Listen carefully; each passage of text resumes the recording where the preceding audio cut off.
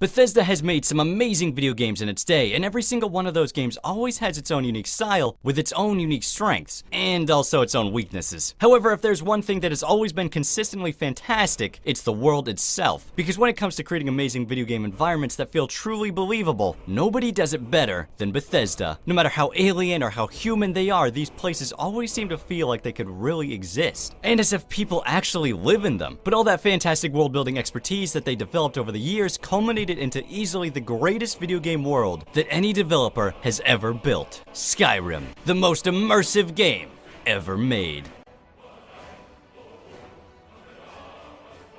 Now, before we go any further into this, I think you should check out today's sponsor, Amino. Amino is a community app where people can get together to talk about the things that they love, like the Elder Scrolls, which is why I am a fan of the Elder Scrolls community on Amino. Dedicated to all things, well, I mean, Elder Scrolls, you get it. Like all this sweet lore that people post. Just look at this. It shows what your birth sign would be in real life. But what I enjoy even more than that stuff is all the polls that you can vote on, because I love sharing my opinion. I know, that seems crazy, but it's true. And speaking of polls, I've actually made one of my own that you can vote on right now about what is your preferred combat style in Skyrim. I usually go with the bow. So if you'd like to check out the Amino app and vote in my poll, just click the link in the description or the one pinned to the top of the comment section to download Amino for free on iOS or Android. From there, just search Elder Scrolls and join up. Alright, now let's get back to Skyrim. Now, I know that I have a tendency to criticize Skyrim quite a bit, having said things like the quests are rather lackluster and the NPCs are dumb because they're all on rails, which, I mean, it's all true, but despite what people think, I still am a huge fan of this game, because the world is just so fantastic. From the epic cities to the amazing vistas, all the way down to the random junk you find lying around the game. Like this pod, it may seem unimportant, but if you take it away, suddenly the world feels just a bit less believable, because all these minor objects help create a sense that somebody actually lives here. Somebody uses this stuff. Without them, it's just another generic video game house, and who wants that? Not me. But it's not just the pots and pans that make the difference in Skyrim, because everywhere you go, you will find things that help flesh out the world and the lore. Like the purple tree, or Gajunkar, or Gajuker? This monument, whatever it's called, or even this abandoned house near Whiterun. Who lived here? Why is it abandoned? Who cares? Let's just grab the cash out of the hidden chest and get out of here. What? It's empty. Why? Oh, that reminds me, I do have to criticize the god-awful, immersion-breaking, randomized chests all throughout this game. I mean, really, why put so much effort into making everything in the world so well thought out and lived in, and then make the chests have just random junk in them? It's terrible. Honestly, it just incentivizes me to never bother looking in them, because I know it's never gonna be anything I want. But fortunately, as annoying as that is, it doesn't destroy the experience of the rest of the game. Maybe a little bit.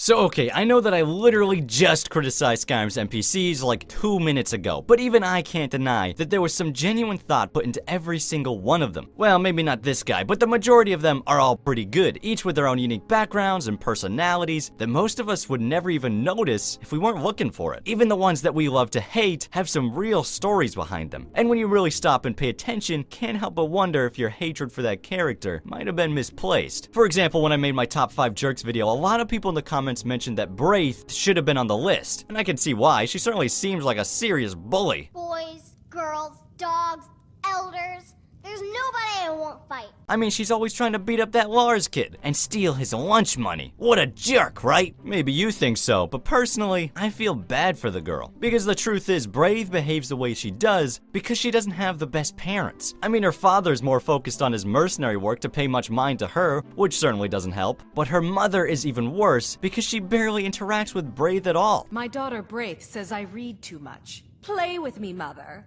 Girls need to learn how to take care of themselves. She even goes as far as to complain about Braith in front of her and others. And when Braith tries to interact with her mom, she just gets blown off. When you put all this together, it's no surprise she behaves the way she does. But it isn't just Braith who isn't as bad as you think, because Nazim might not be what he seems either. Yeah, that's right, I said Nazim. I mean, I'm not saying he isn't a jerk, because he absolutely is, but when you really look into his backstory, you start to wonder if maybe there's more to this guy than just some arrogant upper-class snob. For example, why does he live in the Drunken Huntsman? Maybe it's because he isn't rich at all. I mean, sure, he does own the Chill Furrow Farm, a very successful business obviously, but when you go take a look at that farm, you realize it's practically barren, especially when compared to the farms that surround it, which are filled with rich soil and plenty of crops. So maybe the real reason why Nazim is so bitter is because he didn't get the life he had dreamed of. He spent all his money on a small farm and it did not pay off. And now he struggles to get by with what he has, never having a chance to catch up. It's a bit sad, really. You know, maybe we've been too hard on the guy.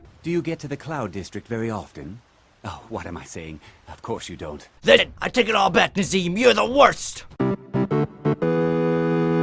There's one last thing I want to talk about that ties this all together. It may not be as important as the diverse people or the seemingly random stuff placed all over the game, but it still makes a big difference when it comes to transforming Skyrim from just a well-crafted video game into a believable and realistic world, and that is the wildlife. In previous games, the animals of Elder Scrolls felt like they had no real purpose, like they were just placed there as an obstacle simply to fill a space that otherwise would seem empty. But in Skyrim, wildlife feels like real wildlife. From sabercats that actually hunt to butterflies that hang out on flowers, the wildlife of Skyrim is probably the most believable and immersive I have ever seen in any video game ever. And it really makes a difference because I don't know about you, but I spend a lot of time in the wilds. Although I do have to admit the dragons are freaking annoying. Look, dragon dude, I just want to fast travel back to Riften. Can you please leave me alone? Or at least let me kill you?